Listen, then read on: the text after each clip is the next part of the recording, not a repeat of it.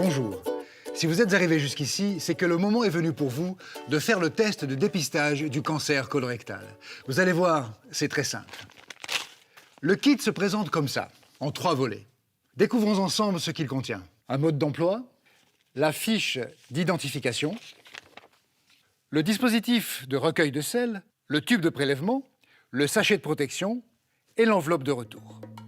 Tout d'abord, vous devez bien vous identifier grâce à l'invitation que vous avez reçue. Cette lettre comporte 2 étiquettes, une grande, une petite. La grande est déjà pré-remplie avec vos coordonnées. Vous devez la coller sur la fiche d'identification en haut à gauche. Sans oublier, et c'est très important, de compléter les informations ici et ici. La petite étiquette sur laquelle vous devez absolument noter la date à laquelle vous avez fait le test, vous la collez sur le tube, là où il y a nom et date. Si vous n'avez pas reçu votre lettre d'invitation, ce n'est pas grave.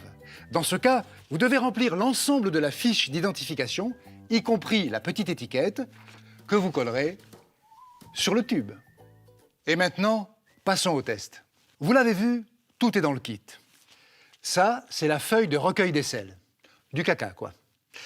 Retirez les languettes sur les autocollants, puis vous collez la feuille sur la lunette des toilettes. Comme ceci. Tapotez au milieu pour faire un creux. Attention, pour que le test soit réussi, aucun contact avec un liquide. Pas d'urine, pas de javel, rien. Entre nous, le mieux, c'est d'aller uriner avant.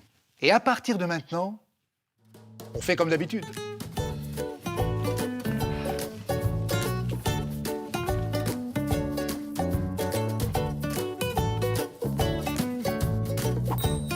C'est fait.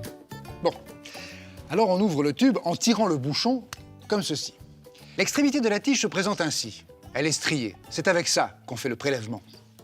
Bon, alors là, évidemment, ce ne sont pas de vrais sels. On gratte à la surface, à plusieurs endroits, jusqu'à ce que la partie striée soit complètement recouverte. C'est parfait. Maintenant, on remet la tige dans le tube, on ferme bien, on entend un clic et on secoue. Tout le reste se jette dans les toilettes. Voilà.